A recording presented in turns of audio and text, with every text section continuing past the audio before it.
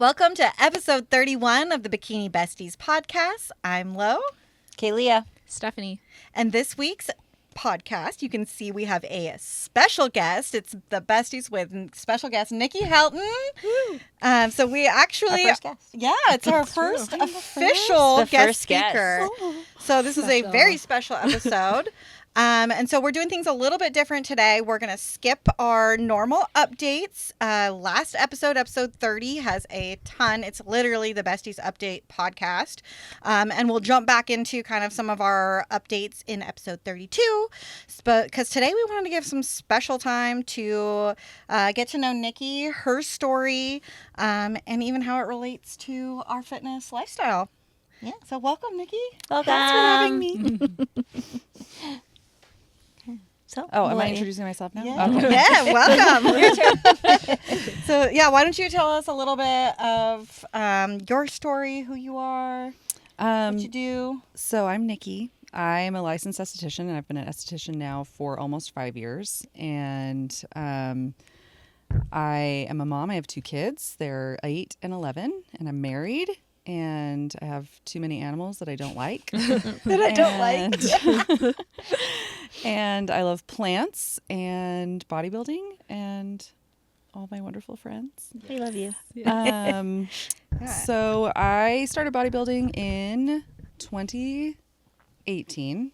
Okay. And it was just a way to kind of heal from my divorce and kind of figure out what to do with my free time after my kids were off with their dad, because they were so little. They were 3 and 6 months old. So I went from having no free time to a ton of free time and not knowing how to manage that.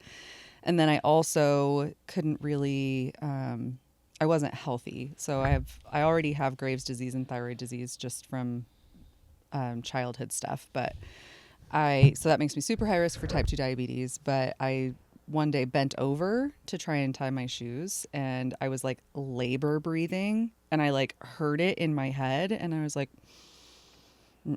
that's gross. So I had done like meal prepping, and I've always gone to the gym, but I'd never like followed a program or macros or anything like that. And so a close girlfriend of mine had been training with a trainer, and I'd watched her yo-yo diet for years, and she wasn't yo-yoing anymore. So I was like, what are you doing? Like teach me your ways, basically. Cause she had always told me like Weight Watchers was the only thing that worked for her. And so she's like, actually, I hired a coach, and I've been bodybuilding, and it's just staying off. And I was like, okay, I need to hire your coach. So, I did that knowing very intentionally that, cause I'm very motivated by like waste. So I knew if I made it hurt and like paid the money for it, that I wouldn't crap out on it, and I wouldn't. It'd hold you accountable. Yeah, I'd be way more accountable, because I don't want to waste my own money. So kind of through that process, I found so many different things. So it's been a huge bonding thing for me and my kids, because when I started in the gym at that point, then they were like 2-ish and 4 or 5.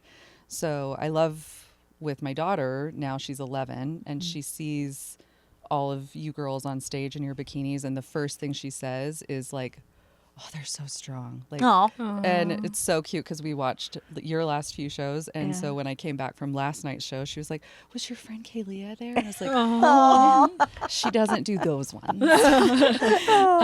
But you know, she sees women and like strength so much differently, which means so much to me. And she loves working out with me.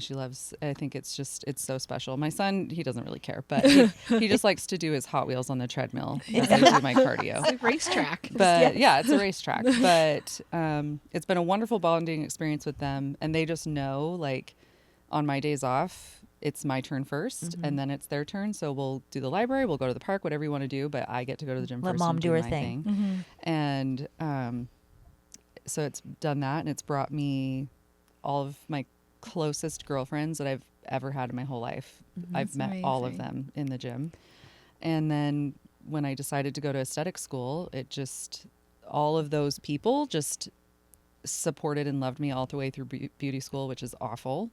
And then it's the worst. It's so bad.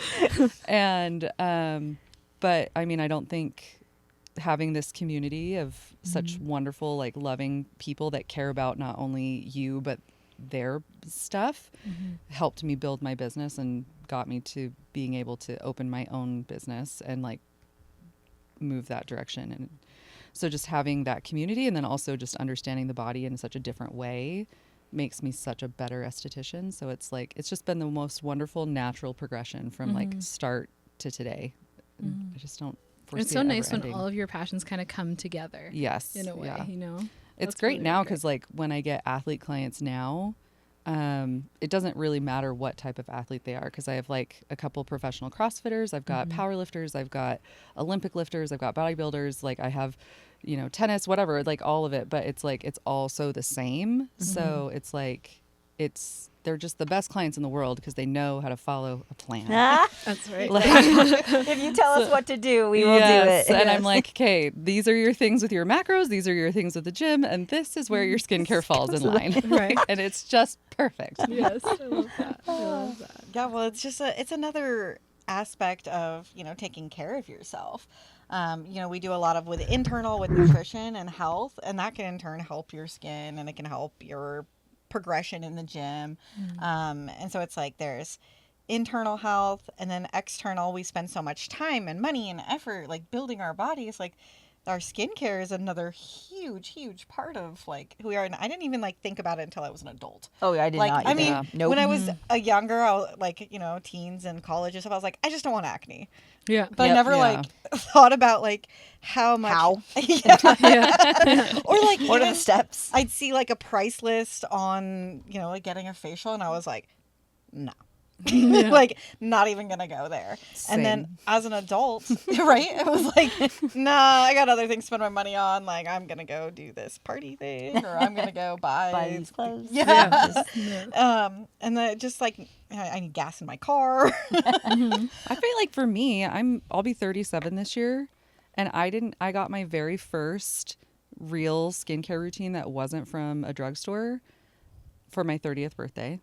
And I didn't even start wearing sunscreen regularly until after I was licensed, and maybe it was like a year after I was licensed. So I've only been a habitual sunscreen wearer for maybe like 3 years. So it's like I never wore it until I met you. there's like there's a definite shift of like that's when you're like you're kind of an adult and then you move into adult real adult when you're like Real okay adulting. this is where my money should be You spent. think you're an adult, but then No, I was about to say, does everyone move there, or is this just certain people. it's everyone. We all tip the scale. Eventually.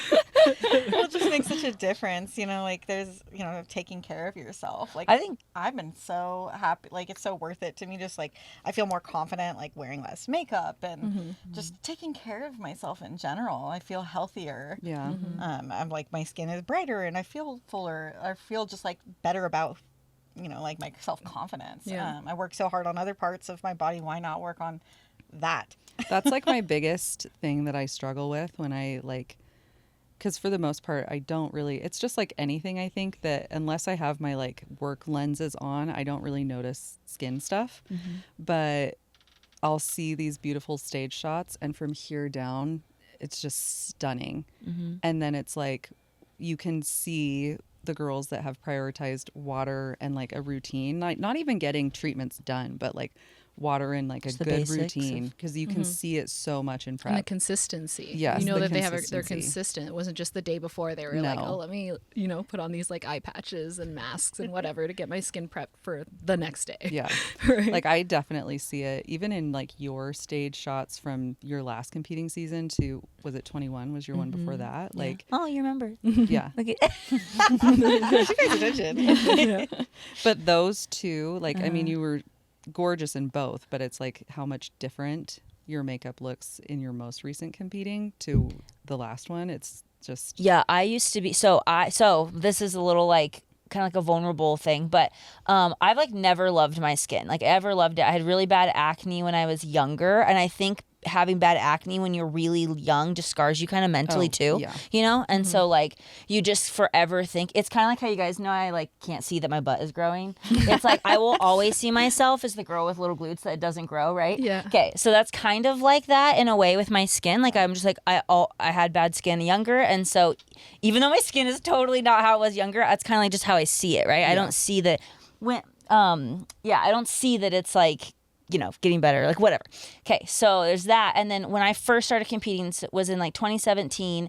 And so my first 2 seasons, I remember like the first season, I definitely don't think the girl that did my makeup was experienced in stage makeup. So like what product she used or whatever may have just not been best for my skin. But then the second time I competed, or season I competed, I did hire someone who used stage makeup, and my skin, it just didn't, it didn't sit on my face like other girls did. It didn't, like friends that like had, and at that time, like I didn't have acne, like I had like clear skin, like blah blah blah, but it wasn't like hydrated. It wasn't like it was just, I don't know how to explain it, but just different. And like dull kind of, yeah, dull and like chalky. just chalky and dull. It just didn't sit well. And like the same makeup artist worked on like friends and stuff, and it looked great. And so I was just like I'm just never gonna be that person. Yeah, what's the difference? Or I'm never gonna be that person that my makeup like looks good and sits well, like whatever.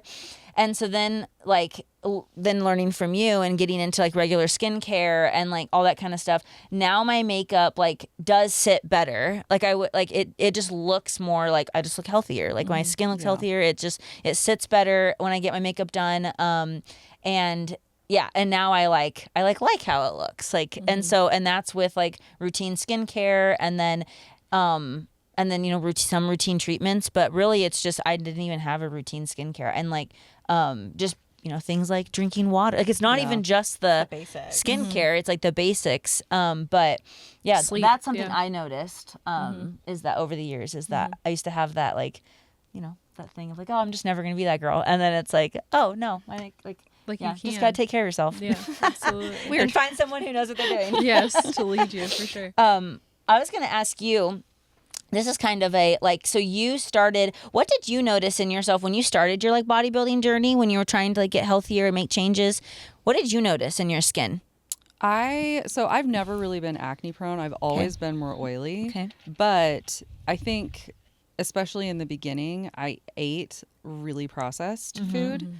And I didn't really, and even that was a very long journey to figure out that for me, I will break out really harsh on my jawline when I eat highly processed. So like I would be hitting my macros, but a lot of it would be coming from processed food. And then the macros in the beginning were really hard for me, and I did not have like, it's funny to think back to how many, like I did not eat protein ever. And I'm like, I had an entire diet of carbs. And it's just wild to think about. It's just so easy. It's so easy. Carbs and fat, no problem. And it's like when you have kids, you're like chicken nuggets, yes. Corn dogs, goldfish? Absolutely. Goldfish, yes. Like it's just there's cereal bars everywhere. Yeah. But I definitely like I can look back at pictures that year because I think I started pretty close to the beginning of the year, but I look a few months before, and I have so much like just texture and buildup and hyperpigmentation on my jawline. And I was definitely, and I still am this person, but now I know that I like do hyperpigment. Like I would get one pimple and like turn it into an open wound, and then it would like shift over, and then be like, well, why is it happening? Like it started here, now it's all the way over here. And so I think like that was like one of my biggest shifts that I've seen. And then 2 years ago when we were at that baby shower, I had gone like completely processed free, and I didn't change anything else. Like that was it. And my skin was like, everybody at the baby shower was like, your skin looks so pretty. And I'm like, well, I mean, I am an esthetician, but I think it really was because I went so hard into processed free, and I just didn't even notice what a big difference it made for me in particular. That's what I noticed in bodybuilding. So when I started competing, so before I ever even met you and got into skincare, I noticed in just with getting into, because we have to track our food so much, and with tracking macros, you tend to just clean up your diet by eating less processed foods. And you can eat more. Or you can eat more, I guess, if you do that. But so like switch to a little bit more whole foods, and I noticed like I experienced less breakouts. So because I would get like, kind of like you. I get like kind of on my jawline, but like I would just kind of have like a few, just a few. But then when I started bodybuilding, I think definitely drinking more water. I don't think I drank like enough water at all, and taking vitamins. So like I started taking vitamins more, drinking more water, eating cleaner food, and then just noticed like, okay, breakouts kind of went away. And then like skin started to seem like just a little bit brighter, like, and that's just from the basic like nutrients. That's not even like skincare. And also with bodybuilding, I think we also have a reduction in dairy too. Yeah. And just like some of the inflammatory type foods. Just Sugar, because, eating high amounts of. yeah, just because that's like, it's hard to like fit cheese into your macros. Yeah. So you like reduce that. And then we even are like looking at lower fat, like even milks or milk alternatives and things like that. So you end up, even without like intentionally taking dairy out, you end up taking it out because they're not foods that are like conducive to the goals you have of like, prepping or getting lean and things like that. So that's something I noticed. Like I used to be like, drink a lot of milk and a lot of cheese. And then I'm like, since I've been a bodybuilder, I've taken it out, not intentionally, but like It just happened. Yeah. most of my dairy, except for some yogurt. Yeah, Well, same. what people Yogurt. don't realize is like whether you are lactose intolerant or gluten intolerant or have an allergy really isn't the question. It's the inflammation. Yeah, exactly. And like until you really, because it took me going on a completely anti-inflammatory protocol to figure out what bothered me. And like, because my body is made to survive like famine, war, the second coming of our Lord and Savior. And so I don't eat something and feel a certain way. Like I feel totally fine. I can Same. eat a whole thing of ice cream and be like, Same. I'm Same. good. Like it's Yep. totally fine. But going anti-inflammatory for like, I think I did it for 8 weeks. Then as soon as I brought dairy back in, I noticed more joint pain. I noticed my scalp was flakier. And so it's like, that's the biggest thing I love that about bodybuilders because we're so, especially in prep, you guys are so in tune with what's going on and you see the inflammation literally the next day. Yeah. I was And then we about can to say that you become so much more like self-aware Yes. because you're tracking so many things or looking at yourself a little bit more, like just in terms of like how your skin is looking and how how fast you're leaning out, that sort of thing, that you notice when you're not doing all the things and the benefits of some things and then the negatives. Yeah. Yeah, like a hyper awareness and just being really in Just tune good and with your bad. body. Yeah. And There's some parts. yeah, some parts where it's a little too much. But as soon as like something feels off to us, we start doing that whole like, okay, what have I changed? Yeah. And then like, what have I changed my day? What have I changed my week? And then we like pinpoint. And then we it's easy to identify because most things are consistent. It's not this like, Yeah. Monday I ate this, Tuesday I ate this, and went to Right. sleep at this time, and whatever random fluctuations there are. But that's why like working on athletes is so interesting because you do understand like, okay, I had oatmeal this day and I felt this way the next day. And then you do go back and look at it. Because most people, if they don't lead an active lifestyle, they cannot, like if I just have an average Joe coming in, they cannot understand the connection. Yeah. So it's like if I have someone that I cannot get clear, the first thing that I'm going to say, and like if someone does have a true like dairy intolerance, their acne looks completely different than really? someone who has like hormonal acne. Like it looks different. The type of pus is different. Like where it is on the face is different. Like it's different. So, but if you have someone who isn't aware and doesn't understand how all those systems work together, because people forget like the skin is an organ and it is the largest organ in your body and it does so many different things. It's not just here. Like, and so that's the wonderful thing about bodybuilding is people understand how all of those faculties are working together. So it's like, if your inflammation on whatever it is, maybe you lifted too heavy or you need to take a rest day or you haven't had enough water, whatever, the skin is the first place that it's showing you that you're in distress. Right. So like acne to me is distress in some way, like whether it's stress, diet, whatever. It's some kind of red flag. One of the big things I started doing, and I think we talked about this, is just because I usually in prep will go to the gym twice a day, using like a facial cleanser right after I finish cardio, right after I finish working out, before I put on my clothes, before I change anything, before I leave the gym, has been such a change for me because I realized how long I was letting like sweat just sit on my skin, and that was a big change for me just in terms of the clarity of my face too, gonna and just not having random ones. Admit that I'm the queen of not washing my face after. But see, I get ready in the morning and then I work out, and I don't really sweat here. I don't really sweat. I know that you do, but like I don't like sweat in my and so you're not like pouring. It's not noticeable. not even like it's mostly body sweat. Yeah. So I just is like I wash my face at night. But then your face is probably more used to it. Like my face, it's like I wash it every single time. So when I don't it reacts. It's like you didn't wash this. Well, and like the difference with you is like we look at her sideways and she'll hyperpigment with one pimple. Yeah. So it's like we have to be so much more cautious because one pimple is an issue. Yeah. For us basic white girls, it's fine. So, but like I used to have to be that way where I would have to wash I'd have to take a shower, especially in the summer. Yeah. I couldn't leave the gym without, and I noticed a lot of that had to do with because I was reversing, and I was not getting my food cleanly at all. So I had the worst back acne, like gross, huge, giant pimples. And so if I didn't shower as soon as I was done lifting, even though I lived 5 minutes from the gym, like it was 10 times worse. So I mean, it's just different for everybody. Yeah. No. I will forgive you for working out your makeup. This is everyone's personal journey. Yeah, for sure, I don't. For sure. I used to I don't know what it is. It's like kind of like I don't like getting my face wet. Like even like going swimming. I don't like the water down my arms. Yeah.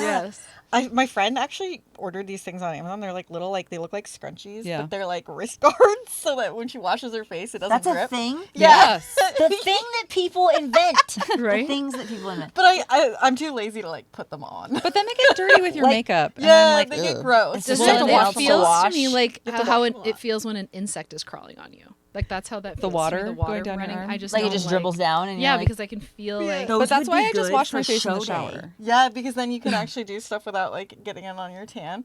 Yeah, I know. Well, Well, they're like Invention. Terry. invention. I'm gonna sell these.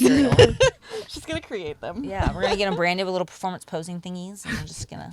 The number of You need ideas we those. have on this podcast. You need those. They're essential. Yeah, they're essential. But like for me, like it was I just like would be lazy. It wouldn't be like, oh, I don't have time to wash my face. It'd be like, I don't want to get it wet. No, that's I fair. don't like my face being wet. Okay, I have to But it's say not that I that use weird. Now? I use these little pads. Like they're not. I don't like. Yeah. They're like little like cleansing pads. I need to do I don't know that if that for, makes a like, difference. the gym time, but I but now like because I've become so routine and regular with washing my face, like at night, like I will admit there was a lot of years I slept in my makeup. Oh, yeah. just because Same. I did not care. Yep. I just didn't want to like. It was just uncomfortable. I was all cozy, ready for bed. Yes, you're just being lazy. Feel It's what it good. is. You're And just but I like- felt good, and I was like, I don't want to get uncomfortable washing my face because was It's like a uncomfortable terrible getting wet. knowledge though, because And now I can't. I'll do that. Like we'll like have gone to dinner and I've had a couple drinks. Yeah. and I'm It's like, just ready late to and just you're lay just- it. yeah. I'm like, I'm just not gonna do it. And then I like You feel dirty, don't you? I feel feel like You there's feel- a devil on my shoulder being like, Yeah. there's something you need to do. You know Yeah. it. Like, and just, I it's like so I worth can't it. relax. I'm like, damn it. I have to do it. I just feel like dirty. I just feel like I'm not ready for bed. No. I don't like just, when I wake up in the morning and then Yes, I'm like, oh you my can god, my feel- I'm Every time I do crusty. that now in recent history, I'm like, who do you think you are? Right. Yeah. Like, Yeah. did you It's just like get you left deserve to in wake up with a big Get pimple because you left did it. You did it. You deserve the pimple. Yeah, exactly. The I was like, I'm punishment. gonna pay for this Yeah. if I don't do this. For me, the worst thing is when Zach gets into bed and he's like all ready, and I have to get up and take off my. I'm like, why? Why? Yes, Why do I have yes. to get up? I feel like he should have to get up with me and stand beside me while I take off my Experience makeup. Except that don't be in my space Right, while I exactly. do it and judge all my I just don't want to. products. Yeah, I don't want to wash my face, look over, and Zach's like just pleasantly happy, Just so asleep. easy. I was like, you should wash your face too. Like, I know you're not wearing makeup, but like, wash your Exactly. face too. She's gonna be looming over him when they have babies, and she's like, "Wake up!" If I have Yeah. to be awake, so do you. Yeah, Get up. exactly. They don't even have to be born. I'm just pregnant and I'm uncomfortable. Your baby is making me uncomfortable. It's your baby. Get up. Oh my gosh. That's really funny. From just like during like our like sessions and stuff, like what like getting we've are having conversation.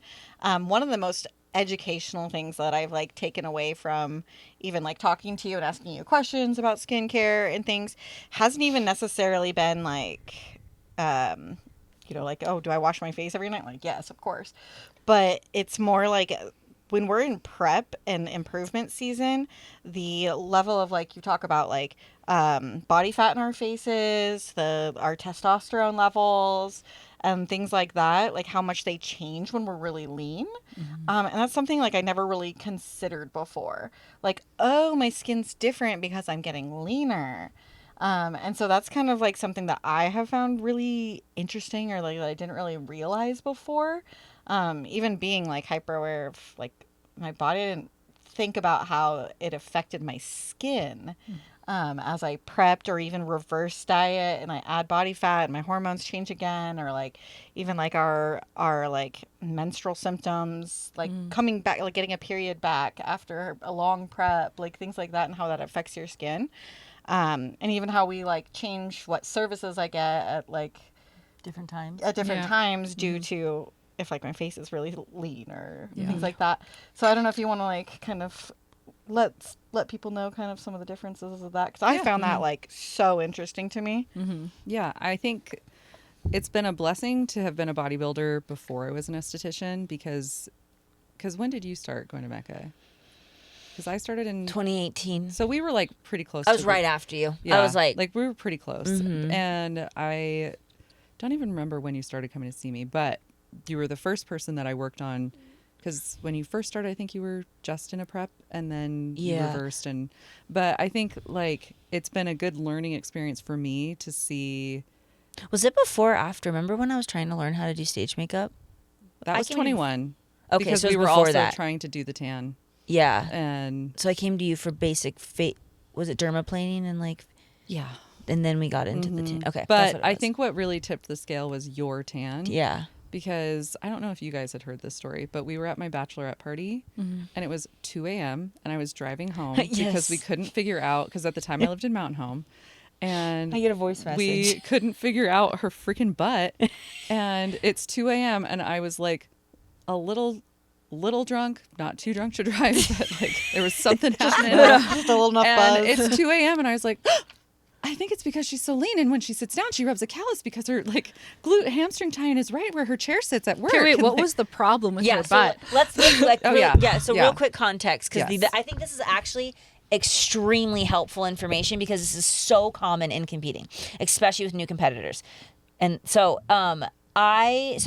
if you're a competitor, you've probably seen that in the back pose, you'll see these dark brown patchy spots in the inside of the glute tie-in area, the glute ham tie-in. And so if you've ever seen those, it is because the tan is collecting there. You might be, if I'm saying anything wrong, you can help, but help me out. But the tan is kind of collecting there. Like think of your elbow, and it's like harder skin surface, right? Yeah. Like, and so the skin kind of gets like, I should probably just letting her explain this, but I experienced this. So, but and so I just didn't have enough muscle there. The more I think cushion that is there, whether it's fat, muscle, but I was just extremely lean and also didn't have a lot of muscle, and I sat a lot for work, and so by sitting a lot, it creates that callus, right? Rough skin there.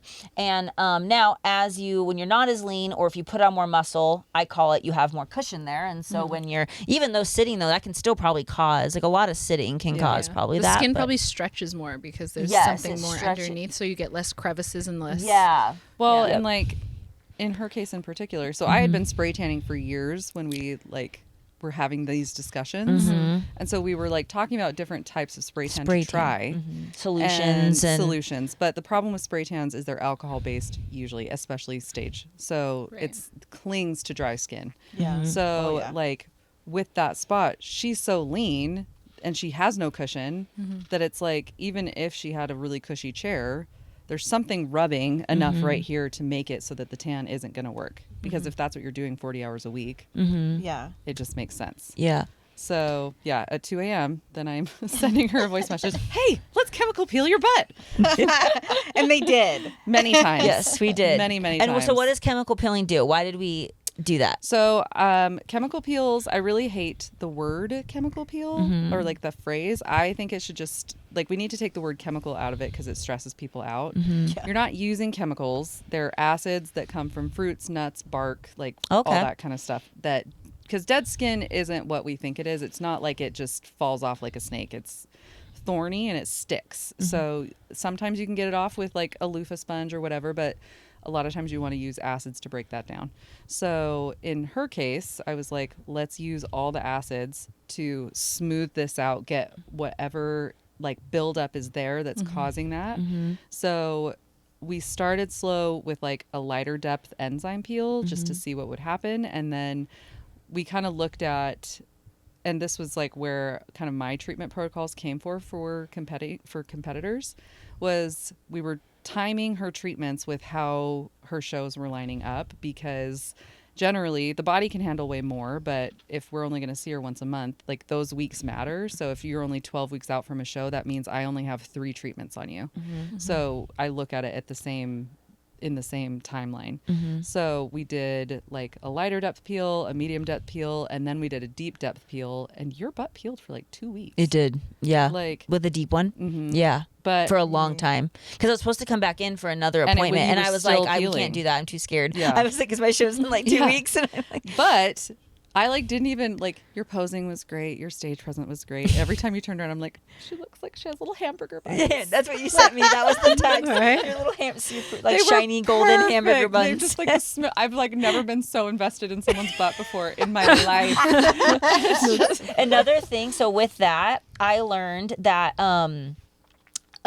for me, we did the chemical peels, but also this is just a competitor tip. But for me, so they tell you not to wear lotion, right?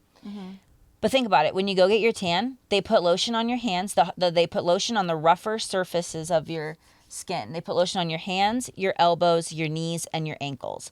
And I was like, oh, rougher. We've been dealing with this rougher little area. Yeah, we did the chemical peels, but I'm also going to apply a little bit of lotion, thin layer of lotion on that area. And so that is also something I do, and I treat it like an elbow.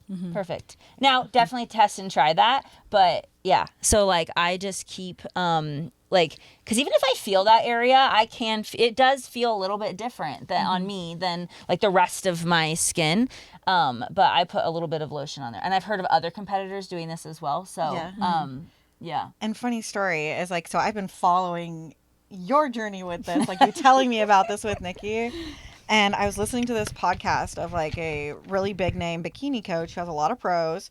And he was talking about how he spent $2,000 working with an esthetician to figure out the same thing you guys figured out.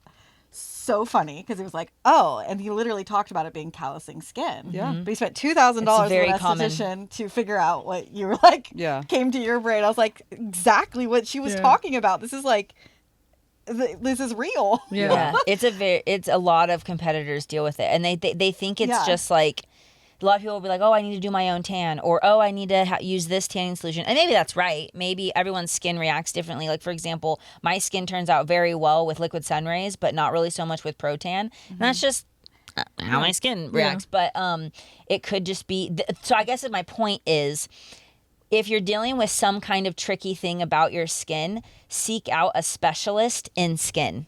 And so, because they may be able to help you problem solve that, or ask the right questions, or whatever the case may be, to help you narrow down some options. It may not be, because I will have girls that, being a posing coach, who ask me tanning questions, who ask me just certain questions, and at some point, and you may know a lot of that information, and especially us as experienced athletes, but at some point it's like, you know what, I'm not a specialist in that. I'm going to direct you to so-and-so, or Niki for skin, because they're going to know kind of what questions to ask to then pinpoint you to the right, like skincare or treatments or whatever.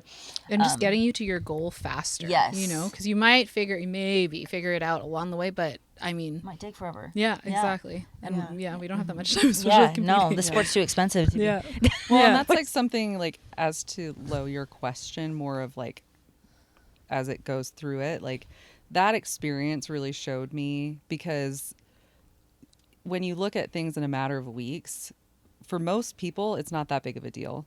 But when someone's competing and you know they have 20 weeks, that they're 20 weeks out, like, you have a timeline, and it's definitely going to change very quickly as they get closer and closer to that. So, like, it's been an interesting thing, because now I've learned through working on so many people, like, with Steph, almost the second she goes into prep, we can't do anything other than just basic facials on her because she loses fat in her face immediately.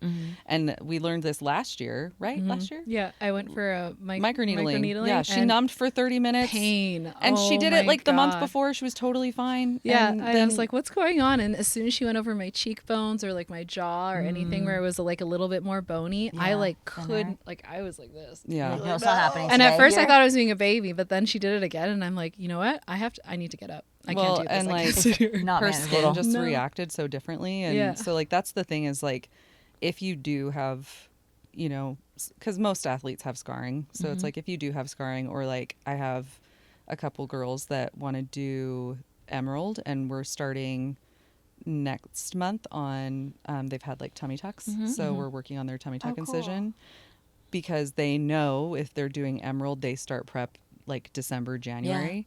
So we can be really like heavy-handed over the next few weeks. Yeah. And then as they like start losing fat, then we can be like back it off and let them heal and like because the body's going to prioritize whatever is the most important. Like our body's whole function is to keep us healthy and safe. And so which I think we can all agree like prep is not long-term and it's not sustainable. It's just for this finite It's in a amount of stressful time. state. Yes. For sure. So like I mean, if people want to get services done, I'll take your money all day, but like you're not going to be as happy doing it. And there's no reason to put your body through laser and chemical, like huge chemical peels and stuff like that, because like your body isn't going to prioritize healthy, pretty skin right now. It's prioritizing like actual function. Yeah, you heal slower. It's just not as enjoyable. I know. Yeah. Usually my texts and prep start with, okay, I'm this week's out. Can I do this? Yes or no? Because I mean, it's The one of my answer's always no. Yeah, it's one of my favorite things during prep though, because you know you're not can't do very eating, much. you're not Yeah. doing whatever. So I'm like, well, let me just treat myself to a facial. But there's also things that you can do. It's just not as aggressive things, I guess. Like, Well, What and- are the No, go ahead. Oh, I was just say what are if you're in prep and improvement season, what are good services for each? Like So when you're in prep, I would focus just on good hydration. So dermaplane, light depth peels, because light depth chemical peels are going to keep your skin really glowy and fresh and pretty. It's also going to help you manage the oil production that comes with an extreme amount of cardio. And then you can do like infusion facials, you can do hydrofacials, like, but really just focusing on good hydration. And then also that hour on the table where you're getting that massage and getting that lymphatic fluid moving, it's very, very helpful, especially the closer to show date that you get, to just give your central nervous system a second to like relax. Because I don't think a lot of people realize like if your central nervous system is constantly up here and you're constantly in fight or flight and you don't give yourself a minute just to like come down off that, you're not going to compete as well as you could. So whether it's massages or facials or whatever, like, you know, being aware of that is really helpful. And then in improvement season, all the things like heavy-handed peels, laser, like, you know, just microneedling, do everything, because your body is going to be so ready to accept and heal from those things and that's where you'll make that pretty face that you won't get as much of a prep face. You know, like some girls, I don't think you guys really deal with it very much, but like some girls get very like haggard looking. And it's because they don't have the support of the skin to deal with that loss of fat. So it's just the same thing as the body. If they haven't spent that time building the muscle underneath, once it's gone, then your skin's going to hang. So that's like perfect. So I like improvement season is where like you put the work in to build your physique. Improvement season's kind of the area to put the work in if you want to invest into these kind of treatments to help like build like your physique. Especially if you're a competitor over 30. Like particularly over 35. Like if you're going to be doing this. I know, I'm like 30 in one day. You're now part of the club. Like, oh, damn it. Welcome. It's a good Sorry, I club. had to. It's good. But like if you're going to be doing this every year or every 18 months, like your skin cannot handle not like just gravity in general, aging in general, like whatever, if you have kids or not, doesn't really matter. But like you can't fight the aging process, but you're accelerating it by competing. And if you're not doing the things in improvement season that you're doing for your muscles, you're going to look older and older each competing season because your skin doesn't have the support it needs. Got it. So if that didn't motivate you to take care of your skin, Yeah. I don't know what does. Yeah. I have some clients who like they're like they lose weight quickly and their skin elasticity is not as quick in rebounding as their weight loss is, especially in their core and their midsection. Do you recommend like any specific, like, because you were talking about like women who have had tummy tucks, but just in general, like I know we work with a lot of masters competitors, and that's a big concern of theirs is that their skin isn't coming back as fast as their weight loss is happening. Is there anything that they can do like through improvement season or in the start of prep to help increase that and like make that a little bit easier for them? Because that's one of my, I get that question all the time. Yeah. So masters competitors are going to be really hard because they don't have because your skin cells turn over every 21 days. And then after the age of after age 30, you add 10 more days to that. So 40, 10 more days to that, 50, 10 more days to that. Yeah, so at a certain point, without stimulating collagen and elastin production, their skin isn't going to snap back because it's so slow of that turnover.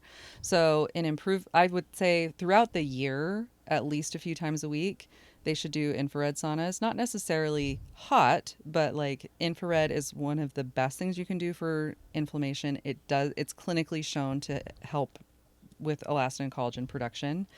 And then they can do it full body. They can also get infrared panels that you can just lay on, and it's actually really good for your gut health and really good for like people who deal with like IBS, Crohn's disease, like all that kind of stuff. But they can get a red light panel just to have directly on their lap when they're watching TV. And then if it's like like more loose skin from having kids and like extreme weight loss, then I would say improvement season is where you would do like resurfacing lasers and microneedling and all that kind of stuff. Like you have to do at a certain point, topical stuff isn't going to do it. There's lots of options before you have to go into a surgical one. Yeah. But if you're talking like hundreds and hundreds of pounds of weight lost, that is something that, you know, there's only so much. Once the skin's been stretched to a certain point, there's only so much you can do. Yeah. But like if it's just, you know, we went from being a normal everyday person, we lost 60 pounds, and now we have that extra, just kind of like, you could really hammer that in like 4 to 6 months and see a pretty tremendous change in improvement season. I would never do that on someone who is in a prep, because how heavy-handed you have to be on the body, it will be miserable for them, and the recovery is really hard. And at a certain point, you might as well just get surgery. So I think it would be like just important for people to consider like getting treatment before prep. Yeah. If you're someone who knows that your skin may be loose or having issues in general, like before prep, it's like something to prepare for prep. Well, and I think it's important to like really think about, I mean, what level are you trying to get to? Because like if you're, you know, someone like me, I would technically be masters, right? Because I'm 36. Good. Yeah. You can compete in open, but But I'm also not, I don't have the desire to be on a national stage if I ever were to compete. So like for me, it would be fine. I genetically have good skin where I don't have a lot of like loose skin from having kids. But I mean, I also did get a tummy tuck, so that helps. But if it's someone who wants to be very competitive and reach that higher level, they have to realize that is going to have to come into play. It's part of the detail they have to focus on. Like if they don't want to, that's okay. There's nothing wrong with that. But they're never, like if you look at someone on stage and someone's really tight, and that, because it does show differently. Like you can't hide it. Yeah. And you're not going to show off your work as well with a lot of elasticity. Yeah, that makes sense. Talking about newer competitors, a couple of my clients are newer, and I think when you're first starting the sport, finances are definitely a huge part of it. So I know, like, when I started, the things that I get done now, I most likely would not have gotten done, you know, when I was 21, 23. So what things, I guess, as a newer competitor would be your like top 2 try to get these things done and improve in season? Would it be more like products, or would it be more services, or I'm what? always going to say product before services, because just like in bodybuilding and life, what you do every day is going to make way more of a difference than what I can do one day a month. So I think the discussion needs to definitely be had on, because one of the biggest thing I see with newer competitors is how quickly they want to try getting on steroids or getting on different hormone replacements that maybe they haven't looked at before. And it's like, you do you, choose what you want to choose. However, the amount of money that you will spend trying to fix your skin from improper steroid use is, and additionally to the health concerns of it, I mean, like, you might not have the money to recover from that.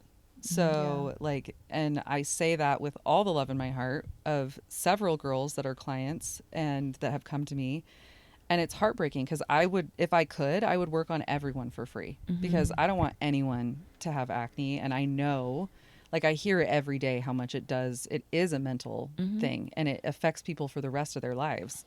And so I'm such a bleeding heart for that, and I want to fix it. But like, that's the biggest thing, is like, if you're consistent with your skincare and you're consistent with your supplements and you pay attention to the things that do break you out, is it your whey protein? Is it too much energy drinks? Like that kind of stuff. Like, for a younger competitor, pay attention to that stuff. If you're going to dabble in the other, because like, let's be real, that's a huge part of this industry.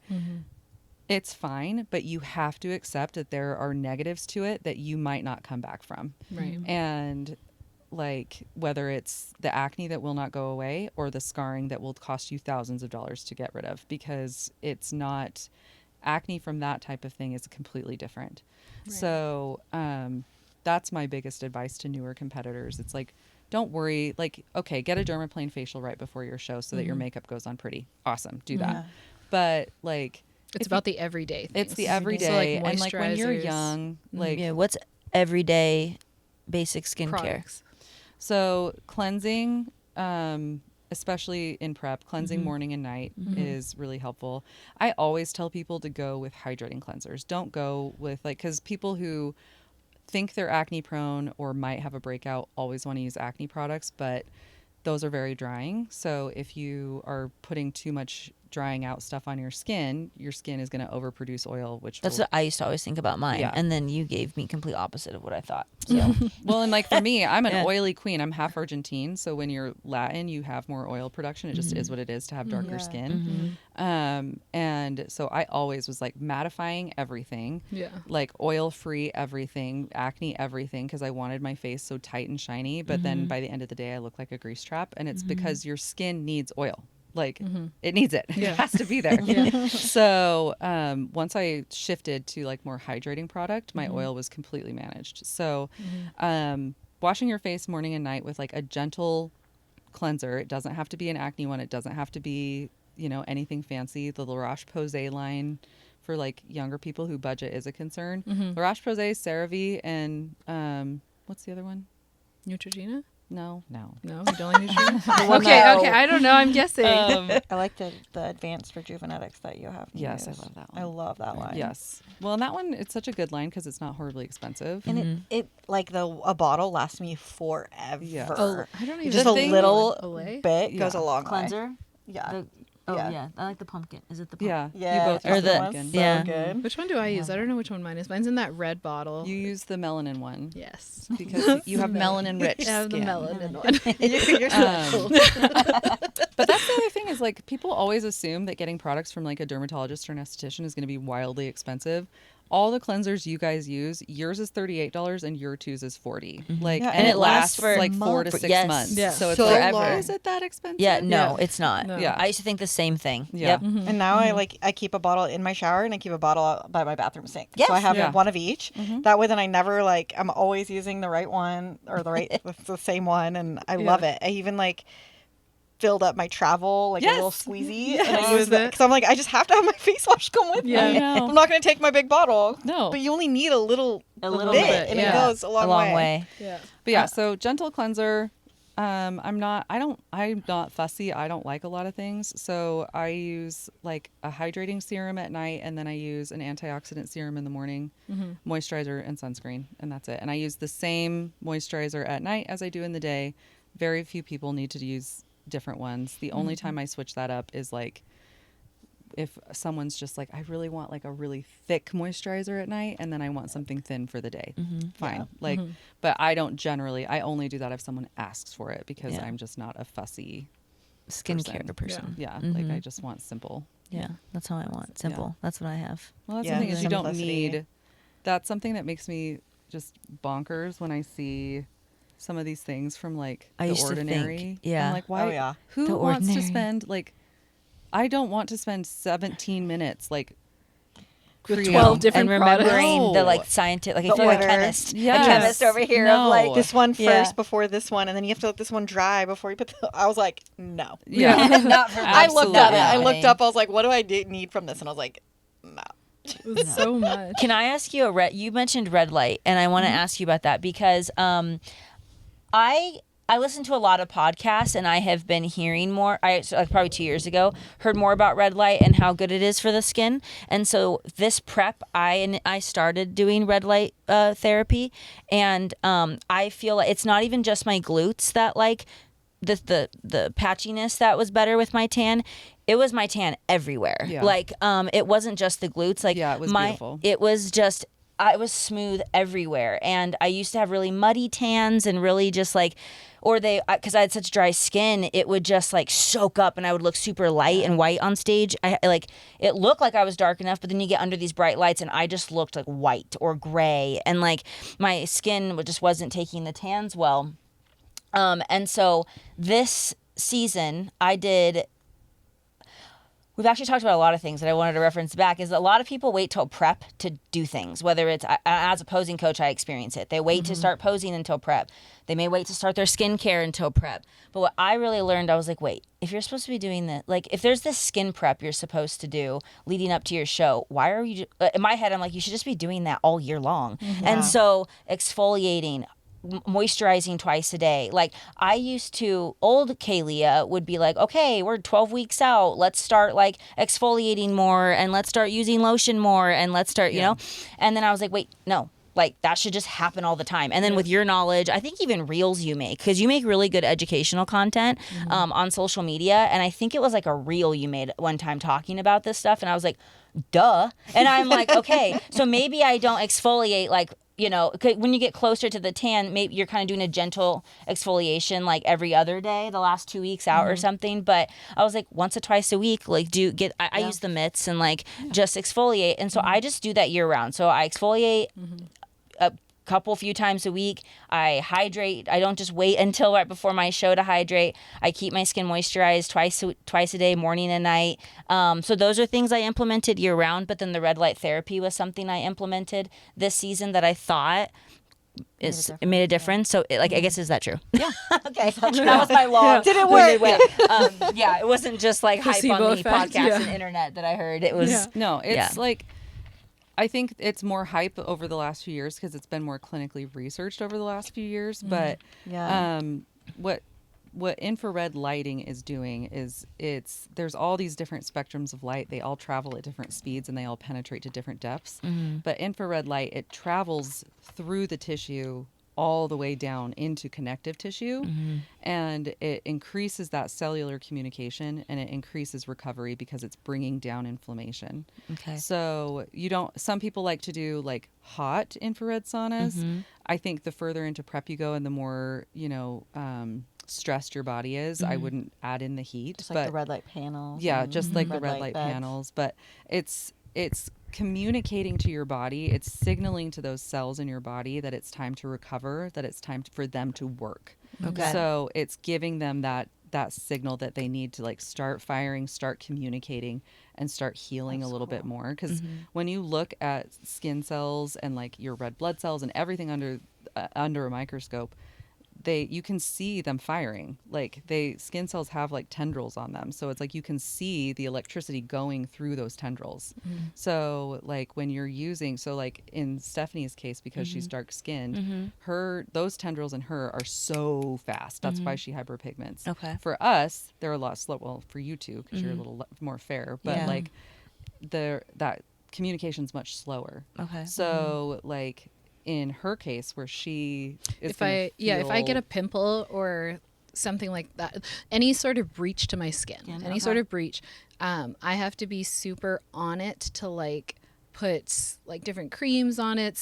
I wouldn't use like a steroid cream. Like so what it means is if it turns over faster, so I'm more prone to scarring. Okay. So if I like mend that area faster, then I get less inflammation. Like I try to make sure that I use anti-inflammatories. I try not to use steroid cream too early because it decreases healing.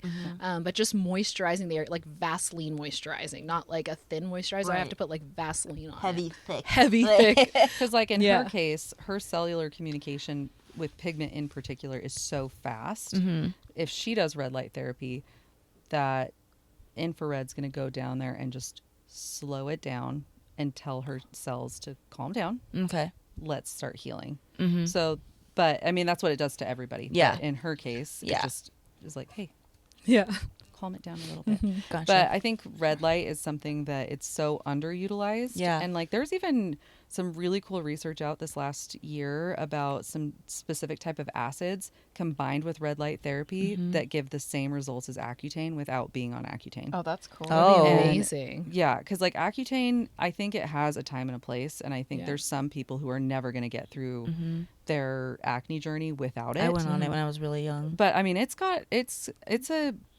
basically It's a chemical aggressive, burn like- from the inside There's out. some serious side effects. You can't use it when you're pregnant. No, like, well, and you there's have to some, get pregnancy tests every single month when you do it. Yeah. And then like I can tell someone on Accutane from a mile away because their poor lips, like especially with women, their lips swell and get so dry, and it's just heartbreaking. Yeah. So it's like I do think it has an appropriate place, but it's like you have to be. And then there's some people that get Crohn's disease or IBS from it, and they will never recover from it. Right. So it's like, and all they wanted was clear skin. Right. So, Where you could try where you could try these acids mixed with red light, Right. because the red light is driving those acids in, and it's helping with that cellular communication. So as that acid's going in, the red light's also telling the body to heal. So they're working together. It's amazing. Right. Okay, so I'm gonna keep up my red light all the time. Okay, got it. I wanted to bring up, like, I think, like, especially this episode and this discussion has really got me kind of thinking about, like, overall, like, full body skincare and not just face. Because when people, like, hear the word skincare, they instantly just think face. And I think as, like, an athlete, especially a competitor, full body. Because, like, when you sweat, you don't just sweat on your face. You sweat everywhere. And I do the Pro Tan DIY tan, and Anthony tans me. And this year, we had to be really strategic putting on the tan because my legs are so much drier than my upper body. I mean, it's easy for me to like moisturize my arms real quick all the time between things. And, you know, if you're wearing pants, I'm not going to like take my pants off and do that too. But I also shave. And so when you shave your legs all the time, it's changes that layer of skin where I'm not shaving like my chest. Yeah. And my chest is like more moisturized because when I do my face, I do my neck and my chest. And so Well done. well, I don't want wrinkles here either. But we really, this is like, we've kind of seen it in past years, but this year especially, we noticed a like difference, like waist down versus like where I shave my legs versus my upper body. And so we had to like be really conscious of it. And I was like, okay, so I need to be thinking about this my improvement season. And I've never really thought about like making sure like my body was more equally moisturized, but I really do. Cause like, you know, we want to make sure like that you don't want to do all this hard work going into a show and then having something as simple as like, oh, I didn't moisturize my legs enough. Like being like part of the reason that like your tan doesn't look good. Yeah, the inconsistency for sure. I know. Yeah. I told Niki before at one of our appointments that I always thought that everyone after showering lotioned their whole body, because that's what my parents did for me when I was younger. And so it's just always been a step in that, like, I dry off, get out of the shower, I dry off, I put on lotion. Usually, like, because putting on leggings right after putting on lotions is difficult. It's so irritating. But It's like wet putting socks on. It's like after men, like problems men will when never I got know. married, Zach was just like, it was something that I had him start kind of doing. He doesn't do it all the time as much as I do, but he's definitely gotten better, like just in terms of skincare and skincare everywhere. But he always feels like it's like a layer on top of him. Yes. Like because I think because I grew up with it, so I don't feel it. You don't notice but he it. feels like almost like putting on sunscreen. Yeah. Or something like that. But I don't know if a lot of people, like you said, do it. I hate putting lotion on. I think it is, I'm just gonna be a brat. It's the most inconvenient waste of time. Not waste of time, but it takes up take time. forever. And I, in my head, the whole time, like, oh my God, I could be doing other things. Like, I Well, don't it's have like by time the time you've like taken a shower and washed your Yes. face, you're like, I'm just ready to get in bed. I'm just Yeah. ready. Like, yeah. I just don't want to do it. I do it morning It's a and time night. thing for me. Yeah, it's like a time I thing. can't not, because I feel like a statue. Like, I feel like when I'm moving, it's like crackly. Like, I'm like, I need to like put lotion everywhere, like a gargoyle. Like, I don't know. I do it now. Now I do. Like, honestly, I think ever since like Niki, like now I put lotion on morning and night, and You I still just hear do the it. voice is just quieter. Yeah, actually, you want to know what it was? It was her, but also I heard an Olympian I on would a love podcast. to know how often, like, when you guys do these things, that you're like, Nikki would be so proud. Or like, you're like, Nikki. I do every time. Oh, yeah. I I would lotion love under. to know. Yes. Oh yeah, I do. I definitely have those thoughts. I'm like, I'm almost like gonna like post this on my Instagram story and be like, "Are you proud of me? I did like what I'm supposed to do." Right? The thing is All the the answer things is today. always yes, but also I love knowing that I'm just thought of in like everyone's daily routine. It's just it's fine. And it's always not a like, "Oh, Nikki's gonna be mad at me if I don't do this." It's more like she's gonna be so proud because I actually Yes. I never used to wear sunscreen. Yeah. What are the no. things you never used to do? Sunscreen inside. I still kind of don't get it, but I do it because Niki told me to. Do you want me to explain to you why? Yes. One more time. Okay, one more time. Louder for the people in the back. So, especially because of everything moving to LED lighting, there is UV damaging rays in lighting, in our computer screens, and our phones, because LED is cheaper to operate and it lasts longer, but it has stronger UV rays than like fluorescent lighting. So I never thought of that. Yeah. So that's why everything now has like blue light blockers in it, and blue light glasses are such a big thing because those rays penetrate so deeply and we're so close to them. So it's like before all of this technology, we had the UV rays from the sun, but we're also really far away from it. So it doesn't cause like the headaches and all of that we get now. But I mean, almost everyone uses computers for work and we're always on our phones. So, so the sunscreen on the inside is blocking the UV rays that are coming from lighting and phones and all of that. Right. So UV rays is almost everywhere all the time. Yes. Outside, inside, cloudy, sunny. If we had glasses that we could see all the UV damage that our skin is like, well, we probably wouldn't want to breathe, but like, it would be horrifying because like, it doesn't matter if it's rainy, cloudy, doesn't matter if you're in the Pacific Northwest or on like the East Coast, it doesn't matter where you are. The UV rays are there. It's just they're at different strengths Okay. Right. or like penetrate to different depths. So it's like when people go to places that are closer to the equator, the UV rays are so much stronger. So like you have to be so much, it's not just you're getting suntanned or sunburned because you happen to be on vacation. That's helping, but it's your body isn't used to how close those UV rays are. And then water and snow yes. is higher too because it reflects. It off of reflects. this. Oh, okay. Yeah. So that's why you wear it inside. Yeah. What's the minimum SPF that when someone's looking at a product? I don't really, because the biggest lie that we've ever been told is that the number on SPF refers to how strong it is. It's referring to the length of time in minutes that it's effective against UV rays before it needs reapplied.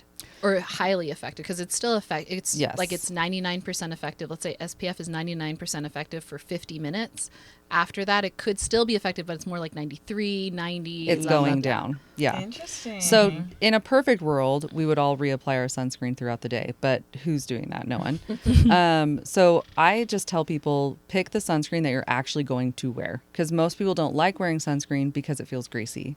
So whether it's an SPF 15 or 50, if the 50 feels greasy and you're not going to wear it, then it doesn't matter. So I generally like the one that all of you girls use. It's a 50. I love the one I that I know. use. It's so good. It's so thin. Yes, Like, I never would wear sunscreen because of that exact reason.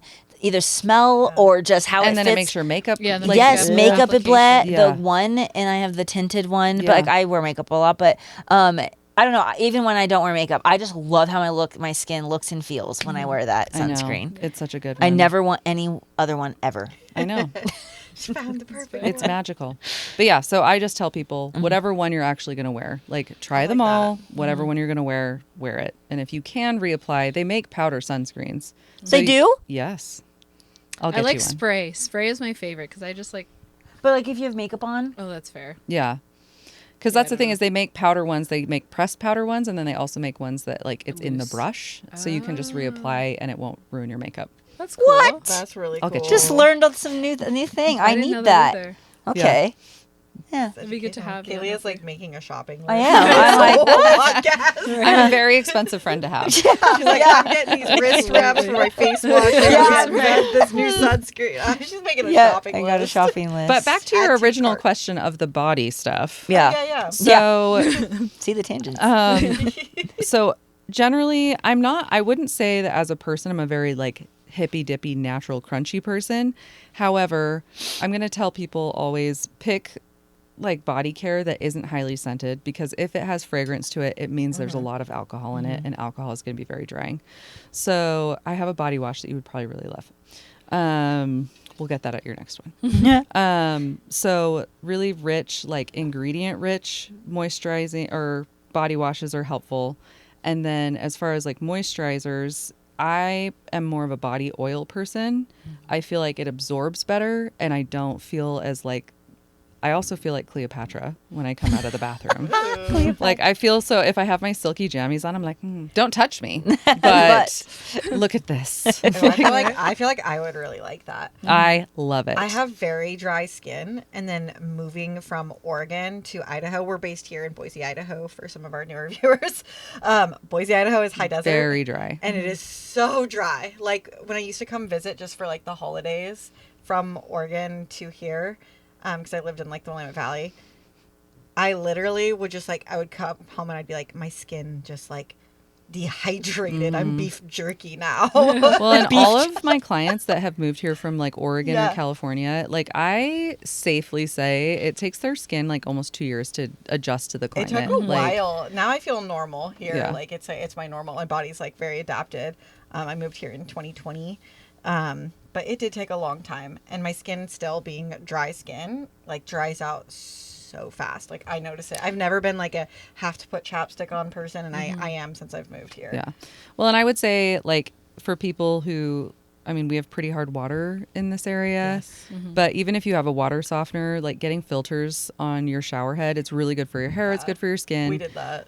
Putting a humidifier in your room, Yes. also super helpful. Like I've noticed a huge difference for me and my kids too. Like my son particularly gets bloody noses so easily. If we are good with the humidifier in his room, it's so much better just because it is so dry. And then the body oils that I generally like, the brand Eminence has an apricot one that is like my most favorite, but it's more the smell than anything. But jojoba oil is like, it's a very thin oil. It's a very small molecule, so it gets into the skin really easily without you feeling like you've got Like like you've got layers oil on on. you. So Yeah. I've got lotions. I just don't like them as much as oil. Delicious. Yeah, I kind of Yeah. put them together a little bit, but I love the cocoa butter. I love cocoa the butter. Vaseline cocoa That- butter. just the smell of like that kind of. Yes. I want to smell like I just came off a beach. Yes. And I would also say with razors, a lot of times I notice people that use the razors that have like the big gel around them, or like the like Venus razors. Those are so drying. So like just really? Dollar Shave Club Like That's what I do. Simple. Dollar Shave Club. Well, and then if you have sensitive skin that you get ingrowns really easy, like I did Dollar Shave Club because my armpits are so sensitive. So new razor every time. Dollar Shave Club is like $10 for 4 razors. And they only have one little aloe strip on there. So I don't know what it is that they put in those things that because they're supposed to be hydrating, but they're not. They're not. Huh? But like Never noticed that. Yeah. Huh. Dollar Shave Club. Fresh razor every time. Yeah, that's what I use. Yeah. Dollar Shave Club. Let's tag them and see if they can sponsor. Random question. Since you mentioned armpits. Deodorants. I've moved to like trying to find stuff that has like no aluminum, no antiperspirants and things like that because I found it like really blocked. Like it just like had a lot of buildup and I read some pretty nasty things about it. Do you have thoughts? I do. I do actually. As a matter of fact, I have, like I said, super sensitive armpits. Yeah. I'm not sensitive to anything. Like I can do almost anything and nothing bothers me except for my armpits. So it started with the razor thing. And then it also, like, I have to be very intentional on my sports bras. Like, if I do anything that comes up too high, like, they have to be a little lower cut and it cannot have a seam. Like so, chafing. Like, the chafing immediately turns into acne for me. Oh. But then I started having really big reactions to deodorant. And so, like, I mean, it almost looked like I had a yeast infection or something. Like, it was raised and red and bumpy and really hurt. So, I, too, went down the rabbit hole of deodorants. And I've done too much reading on deodorants. Yeah. And like in general, I'm in the camp of we're all gonna get some form of cancer. Yeah. So like just breathing. Like we're all gonna get we're all gonna end up with something. I'm gonna die really beautiful and with perfect skin. But so I'm less concerned about that. However, it's more that because this area has so much friction, our lymph nodes are right here. Yeah, and they're very absorptive. They're very absorptive. So people who are very ingredient sensitive or like because there are some people that are like that, it can make you really, really sick. And like it also, you almost have to like get it out of the tissue here. So I moved to natural deodorant and it took me like probably almost a year to find one that actually worked because like, oh good God. Like some of them just don't. They're so bad. Like they're so bad. I spent way too much money. I don't even want to discuss how much I have of natural deodorants that suck. But now I found one and it was because of Shark Tank. I found Curie. Curie, spell it. Curie. Curie. So they have deodorants. I use their body wash. They have like a whipped body wash that is lovely. And then they also have a body oil that you can use in your hair too. And I love their body oil. And they have all these wonderful scents. You do definitely like I have to put it on at night before I go to bed because since I wake up and go to the gym so early, if I don't put it on before I go to bed, I will have BO in the morning. And then I put it on again after I shower. So I put it on twice a day. But it smells lovely and zero reactions and it actually works. So like, I'll try Curie. But yes, I'm a big fan of, and they're, I think US based and it's woman owned. And so I'm all about that. But yeah, I'm a big fan of natural deodorants. And that was like super random, like tangent, but I was like, it's such a big thing of like your skin too, and it's something I've been trying so many different brands. Both Anthony and I have. Curie, go for it. Even Corey ran out of my husband. He ran out of his deodorant, to which I'm a little salty. I'm not gonna lie, because you can only order it online, and it's $14 a stick. And he ran out of his, and they had a special edition scent called Peach Soleil. Yeah. And he used all of it. And I found it on his dresser in the closet and I was like, this mother. And I opened it and it was gone. And I was like, that's where it went. Luckily, I have one that I don't love the scent as much, so I haven't gone through it. But I was like, I Amazoned him his Dove men's care because he doesn't get to use mine. Yeah. Dove men's care. Your armpit health. You can have the titanium. Okay. Yeah. But I will also say that's another thing because of the metal in deodorants. Yeah. I have noticed a huge difference in the pigmentation of a lot of women's armpits because our hormones are so different than men, and especially as they age. So a lot of women have really ashy armpits, and I don't know if this is a thing, but I think it's a thing that it's the metal in deodorants that are doing it. And if you think about it, like literally aluminum and metal in your deodorant, putting it where you have a very absorptive like organ, you are absorbing metal into your body. Like that freaked me out. I was like, let's put this into layman's terms. right? Like it's, and so like most when you look at the labels, most antiperspirant ones, the reason that you don't sweat with those on is it's legitimately putting metal to blocking your sweat glands. But like the important thing about sweat is like that is your body's like main She's goal. the crunchiest of all of us, for sure. Oh my gosh, if you knew how I grew up too. Like I talked about my parents a little bit, like and then just even being an adult and just being really aware, like our whole food episode, I'm like being like aware and awake to like what's in our food. The food industry. It's also in like the skincare industry. It's in the everything industry. I should have listened to you before I went to Europe because you were just you were like, it is just going to be better. Trust me. And I'm like, I didn't think that it was going to be, but yeah, it absolutely was. Have you listened to the Genius Life podcast? It'll ruin your life. I mean, it'll ruin your life. It's really good. And like every episode is different, but his whole thing is like the Genius Life is like, it's how to live your best, like healthiest life.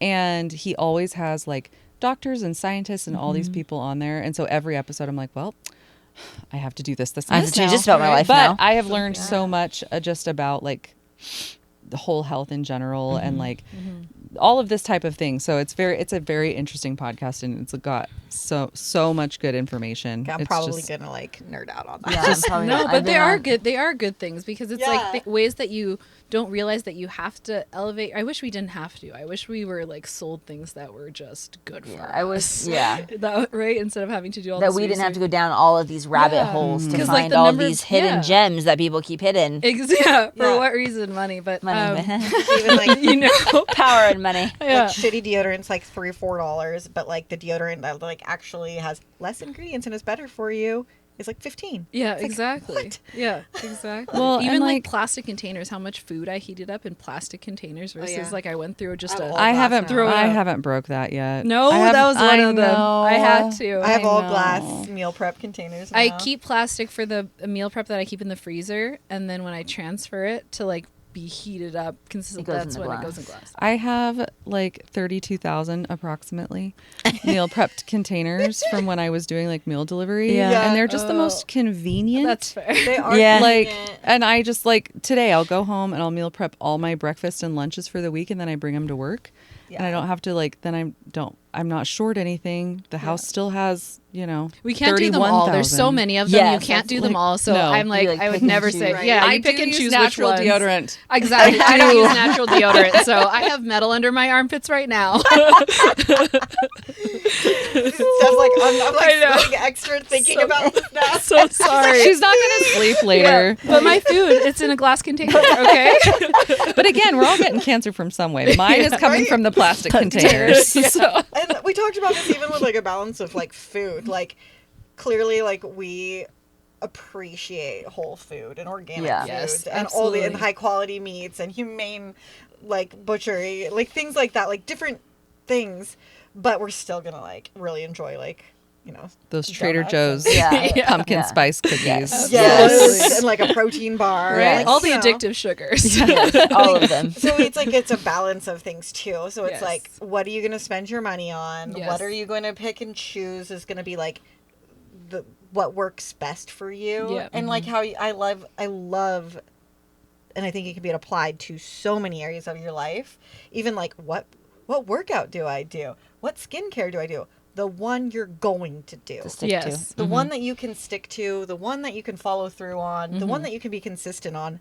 That's the one. It doesn't have to be the best. It just has to be the one that works for you. And like the more information you have, I feel like you always will make the better decision you can make. So that's why I kind of like knowing about things. Even if I decide, this doesn't align with me, I get that there's something better out there that I could be doing, but like it just doesn't work for me. But it's just being able to make that decision as opposed to being kind of forced because you just don't know better. And even like a balance of like, it's like, would I rather use plastic meal prep containers and actually have my meal prep, or would I like just rather like not meal prep? Like you're like, at least I'm doing my meal prep. Yeah. Like, And there's like give and take to every choice that we make, pros and cons to everything that we do. And we're all just trying to live. Yeah, I think We're all people trying like have to. survive. Yeah. It's just one of those things that it's like, if you have all the information, like you're saying, and you Yeah. make the best decisions that you can, it's just like it's a domino effect in the good side and the bad side. So it's like if you don't pay attention, it's a domino effect onto the negative side. But when you do, and like when you start seeing the results, then it's easier Yep. to make those better, Yes. those better Absolutely. things. But like something I hear a lot, it's not necessarily with my athlete clients, but like people who are so nervous to start either working out or doing skincare because they're scared they're going to fail. But it's like, well, if you just go for a walk every day and you see how much better you feel just with that one small change. And like, you know, when I get ladies in the treatment room that have, you know, a lot of little kids and they're just like overwhelmed and they're like, I just can't even think about washing my face every day. Like that is something that like for us, that's it's easy and Right. it's part of our routine and whatever, Yeah. but that isn't the case for a lot of people. Yeah. And so it's like, Because just- getting 30 minutes by yourself is way easier when you don't have yeah, kids to or do all when these you're just things. like, yeah.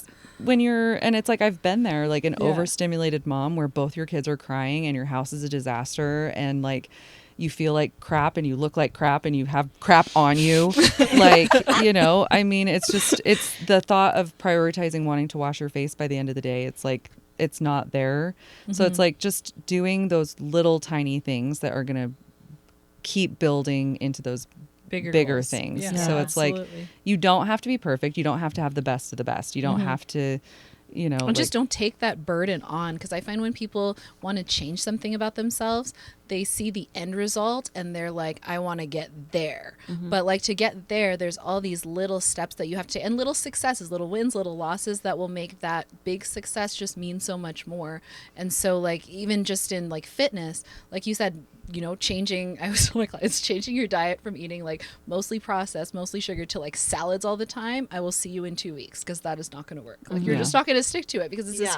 this huge change. Nobody would. Too big of a jump. Right? Yeah. It's just more like adding the little walk, or adding maybe taking out, you know, calories from drinks first, so you're not noticing, you know, and one then, ingredient at a time. right? Like, And then you get that win, and that win then, you know, propels you to the next win, Yes. instead of, you know, feeling that huge failure. And then what does that do? Just makes you not want to do it makes me anything. sad people don't appreciate all the tiny little steps that Yeah. like I mean, it's so easy to look at stage shots and be like, oh my gosh, like, but they don't see the years of work and like how many tears and how many losses and how much disappointment and how many missed girls' nights out and like, Yeah. you know, just stuff like, or even now in my own case, like I think now just because most of my friends are in the fitness realm, like people, very few people know Niki from before, and most people know me as this now. And I've had people tell me in like recent past that I don't know what it's like to be fat. I'm like, oh, that's not true. Like fat Niki was a hell of a good time. Like, and like she did not say no to anything. But like, so it's like, but no one sees that it's been, you know, A almost journey. 8 This- years yeah. of chipping away. constant, consistently showing up no matter what. So it's like, and that's what I love about like the gym and the skin. It's like, it's always the same. Like it's the same. Like it's just, it doesn't matter what you're talking about. It's like the little steps, just take the tiny wins. So it's like when I do have a client come back to me and they're like, I washed my face every day this week. I'm like, Yeah. you did it. Yes. Yeah. Like, I don't even care if you didn't do Gold star. anything else. No, absolutely. We've talked about it on the podcast before, even just with our own prep journeys of like celebrating those little wins. Because if you don't, it's just, I feel like you would be kind of deterred, or kind of just not, you're just not as grateful, I guess, of the big win. I don't know. Yeah, But it just takes away. It does, Yeah. yeah. Because I just had a client compete and that reached out to me, first time competitor, and this happens all the time. We probably hear this all the time. But she didn't place how she wanted to place, and I was letting her know the same thing. I'm like, yes, of course, it's like bodybuilding. We're competing, and there's placings involved. But take a step back and look at, like, you did this for the first time. Look at where you started in your journey. Like, she had lost like 50 pounds, Yeah. and like and as like a goal, and like the stage was just that like end goal result for her. Right. And I was like, so like, look at the journey, look at how, I was like, focus on like how you improved and grew as a person. I was like, look at how your food choices changed, your activity levels changed, like, you know. And she was like, oh, you're right. Like, I was like, and then you can take this feedback from the show. And if you do decide you want to compete more, now start getting competitive. Now start chipping away at these little details and stuff. But it's like everyone focuses on that end result. And then doesn't take time to, it's more about reflection. Doesn't take time to reflect and like, oh, wait, where did I start 6 months ago? Yeah, like and like, 16 I'm weeks this whole ago? new person now. 16 weeks ago, you'd be like, what? Yeah. Right? You'd sit, well, and that's what I tell this girl. I was like, 6 months ago, you didn't even probably think you were going to be this girl. Exactly. And here you are. Exactly. You got on the freaking stage in a bikini, and like, you learned posing. You did all you did all these things, and so so it's just really easy. Yeah, so. And I know you guys always like make fun of me for this whole queen of side by sides, but I love side by sides. I literally really from the beginning of prep to the end of prep, if I don't feel good that day, I'm like, what did I feel like or look like at this time? The last time I prepped. Let's just like every time I feel better about myself because it just makes you see that like you have improved. And sometimes when we're checking in, every week or for me, every 3-4 days, I'm like, oh my God, I haven't changed. And I, feel I did like that I recently put all with my this improvement season pictures. right. that. And then you just, it's crazy. I did that recently. Like what your mind remembers is way different than what actually happened. Like it's crazy. Yeah. And being process oriented instead of outcome oriented. It's kind of a mindset shift of like, what did I win? And it's like, oh, I won on all these steps that it took me to get to where I am today. Mm-hmm. And I still have more to go. Yes. But like, that's cool. Yeah. But I think people I love the idea of time in that like people get so hung up on the time, whether it's the time that you take daily to do these things, the time in the week, how long it's going to take to lose this much weight to get here, to the time to get to Olympia or whatever. I find it fascinating because like the time is passing anyway. Yes. Like the time is still passing. So it's like you can either do it intentionally, like, and I think that was one of my biggest things I ever learned from my divorce is like I think I kind of lost track of being intentional in my life, and like I just was kind of floating through my life. And so it's like whether you're in a prep, when you're just a lifestyle client, it doesn't matter, like, to use your time intentionally and just be like, well, what's the worst that could happen in a year, because like I think about the last time you prepped and I was pissed you didn't go pro when you did the time before, because I'm like, how could she possibly look any better? And then you prepped this year. I'm like, well, son of a bitch. Exactly. And so now I'm like on pins and needles waiting for your next prep because I'm like, how much better could she be? And so it's just like, true. I don't know, the time is passing anyway. So it's like, what's the point of getting hung up on it? Because it's like a year is a year away, no matter if you do it intentionally, not whether you decide to take on something new. It's all the same. You might as well. And it's also funny what we do take inventory of in terms of time, because like it might take X amount of time, like you said, to lose weight or to do the skincare regimen, but we're not like sitting there thinking, how much time did I scroll on my phone? How much time did I watch TV? How much time did I do these random things I enjoy? How long did they sit in line at Dutch Brothers? Yeah. Yeah. I don't have some time to go to the gym, but how much time did I spend, hitting my alarm? Those, I don't know. I think the more self-aware you are, you find out that there actually is a little bit more time today. I have not had kids, so I cannot speak on that. I'm sure I'm going to be crazy. But I mean, and that chaotic. being said, I have two, and I started this when they were very, very little.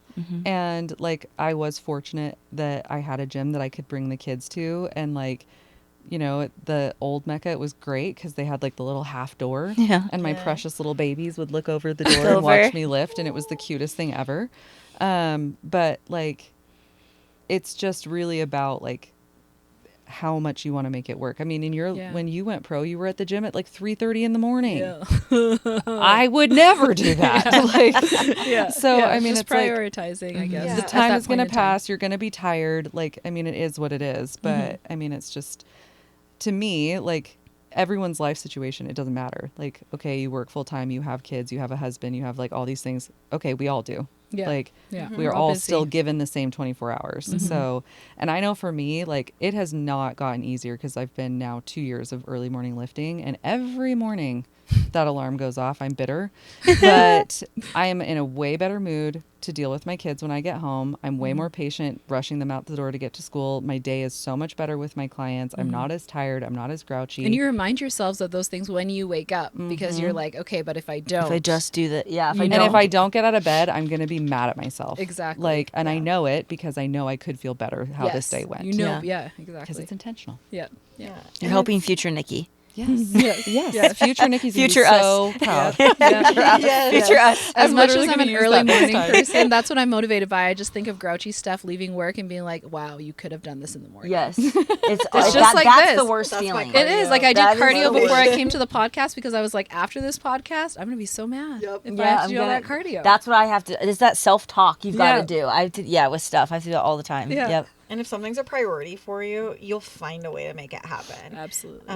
And you just plan, like, and if it's something that's a priority for you, you plan it into your day.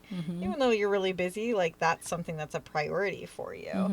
And I feel like, I don't know if this is the case, but what I've seen with a lot of mothers is they, like, set the expectation with their children, like, even just showing them, like you were started out saying, like, your kids know that on your days off, that there's mom time first. Mom has to go take care of this because it's for her health, for her longevity, and they learn that from an early age, and they're patient, and they know that when you're done with that, then they get to go do the fun things with you.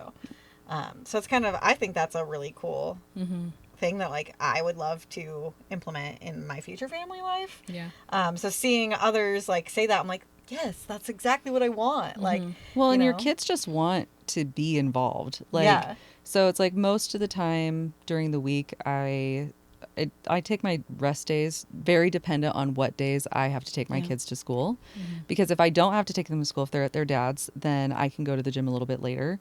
So if I know that, like, on Thursday morning they're going to be at their dad's, I'll take a rest day on Wednesday so I can sleep in knowing that I'll be able to work out on Thursday. And that's the planning I'm talking about. But like but they know I wake up early. So it's like when it's time for them to go to bed, I go to bed with them, and like they'll be like, oh, can we stay up and do this? I'm like, no, I wake up way before you. Like, I wake up before the sun. And like, and they know that about me. And I think, like, it's like I said in the beginning, it's been a wonderful bonding thing for the three of us because they know how much it means to me. They know that that's where all my friends are. They like, and whenever they come and they see me chit chat, oh, is that your friend? Yep.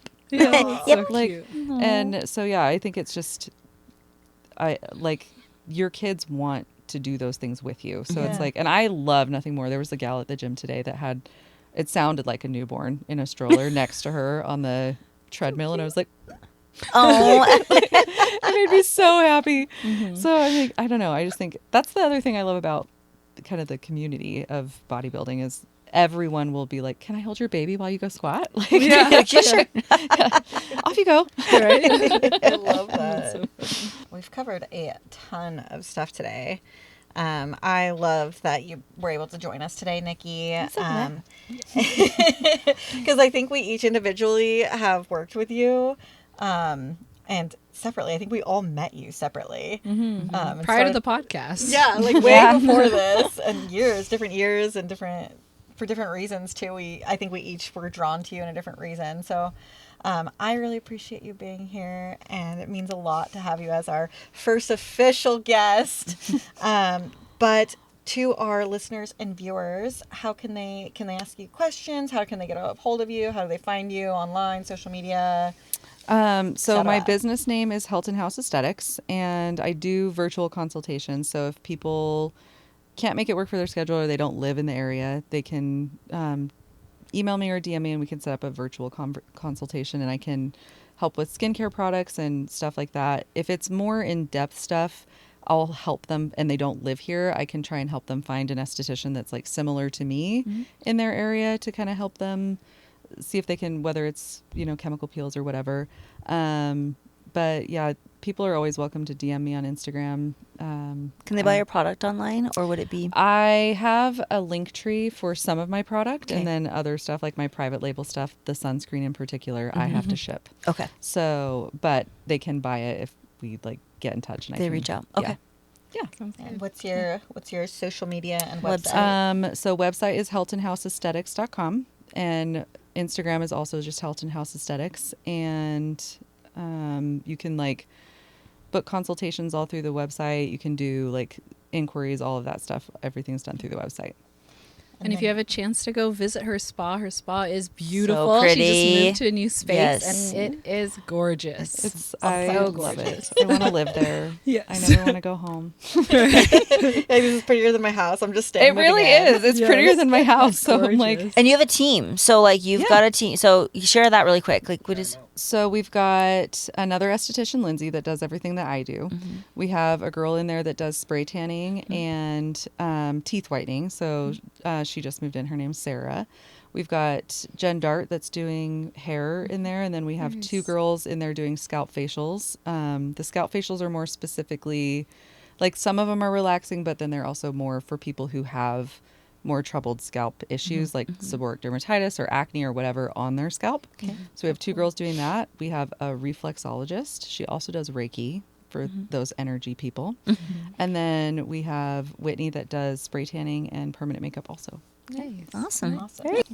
Well, thank you for sharing. Thank with you. us. Thanks for having me, guys. Yeah. We are so glad you joined us today. It was a really fun episode and getting to know you and discussing all the things between skincare, fitness, and Life in life, etc. Mom life. Oh, gosh. Any last words from you guys? No. No, I think we're good. Awesome. Well, Bikini Besties, we'll see you next time. See you Bye. guys. Bye.